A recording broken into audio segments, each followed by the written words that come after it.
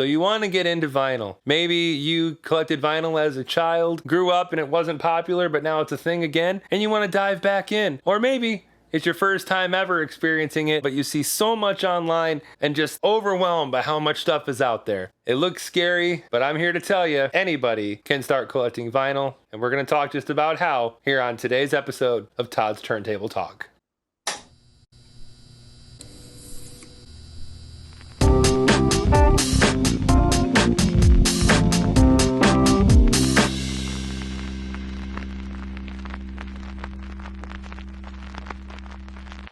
Before we get started, I'd just like to remind everybody that if it's your first time on the channel, or if you just haven't gotten a chance to do so yet, please hit that subscribe button and the bell notification, both located underneath this video, to be reminded anytime a new video drops every week here on our channel.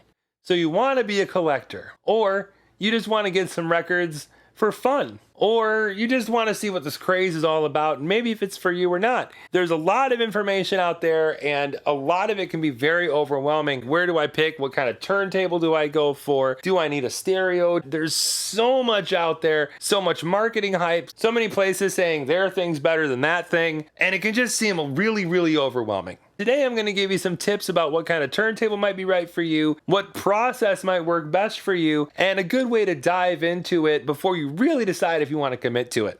The first thing I want to get out of the way, you don't need a top-of-the-line $1,000 record player if you're just diving into records for the first time. Now, if you want to become an audiophile person and really start collecting mint condition things, purity of sound and all these other frequencies and things like that are a really big deal to you, that's a whole different conversation, and a video we'll probably do later on here on the channel when we want to dive into the serious audiophile stuff. This is for beginners. This is for people who just want to dip their toes in the water and just want to see what everything's all about. $1,000 turntable, that's a hell of an investment for someone who's not quite sure if this is going to be their thing or not. Now, there's a couple things that you want to avoid. Namely, you want to avoid the Crosley turntable. These things, while very, very inexpensive and cute looking with the little suitcase things, they're not very good turntables. The needles aren't that great, and the Crosleys will just chew through your records. Your records won't last as long. Even if you're not a big collector, lifetime span of a record is still a pretty big deal. You don't want to listen to a record 2 or 3 times that you just bought brand new, and then all of a sudden it starts sounding staticky and there's a whole bunch of different surface noise and everything. That's going to happen if you get something like a Crosley. You want to avoid those. Other than that, it's all about what you want to get out of the experience. Do you want a turntable that is going to last you a long time, but also still kind of inexpensive? Do you want to go a little deeper and make a little bigger of an investment because you know this is something you're going to want to stick around with? Or do you just want to get a fun little turntable to listen to some records you got at a flea market or a garage sale? With those options, you can find a lot of great turntables between $75 to $150. I'll put some in the description down below, some links to some ones that I think are really great at different price points. One of the industry standards that a lot of people go with that are really great turntables are Audio-Technica turntables.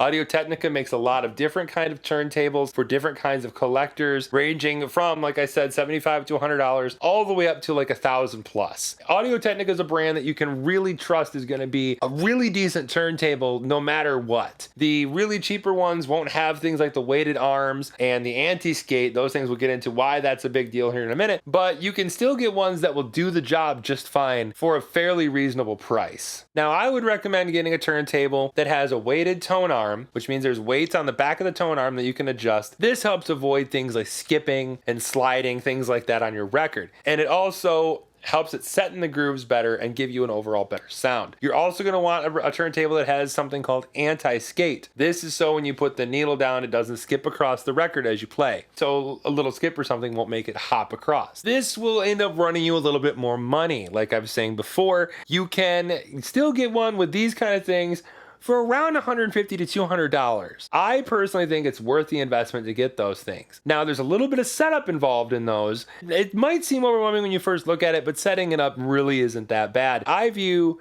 buying records and a turntable as an investment in the music listening experience. I think there's nothing better than putting a record on the turntable and laying on the floor or sitting in a comfortable chair across the room from it, turning it up and really getting lost in the sound. That is the experience I get out of listening to records. Another kind of thing you're going to want to avoid, you're not going to want to get what are known as DJ turntables. What I mean is stuff that DJs use for scratching, things like that. Things like Stanton turntables that you might see at Guitar Center or Sweetwater or American Musical Supply. All wonderful stores, all wonderful, great places to get things.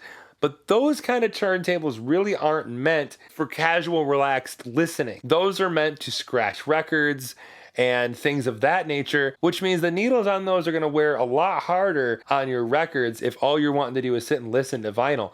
So if you even see one like that, maybe on eBay or Marketplace or something that's going for cheap and think, well, maybe I should get one of those, don't do that. If you get the Stanton turntables, your records aren't going to last as long. Again, it's not a quality thing this time, but that's just not what these kind of turntables are meant for.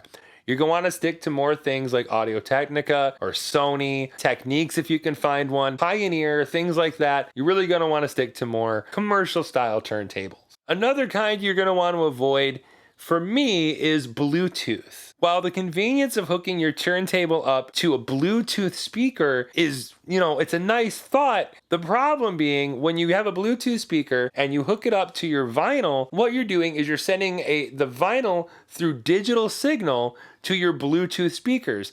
In reality, in a sort of weird way, you're converting your analog to digital before it comes out the speakers and into your ears. So don't sacrifice convenience for sound. The other thing you're going to probably want to look into is some sort of stereo system. They do make turntables with built-in speakers, and like I said, if all you're wanting is just a casual for fun, not a really big deal type thing, turntables with the built-in speakers are fine.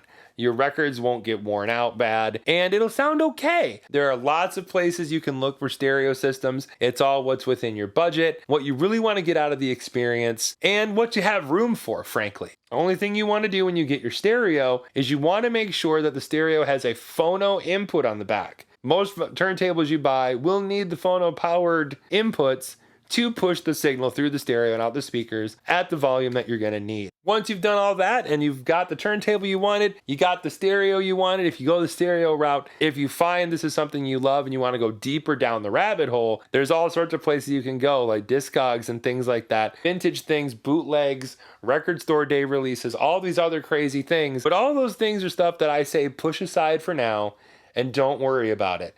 Because the love of the music and the love of the experience should definitely outrank every other factor when first starting to get into this. So I definitely hope that this has been helpful. I definitely hope this has dispelled some stress that you might have had in wanting to start collecting, because I know how overwhelming it can be. If you have any questions at all about anything we've gone over today, please feel free to leave a comment and I will definitely do my best to reply when I can. And we'll see you next time on Todd's Turntable Talk.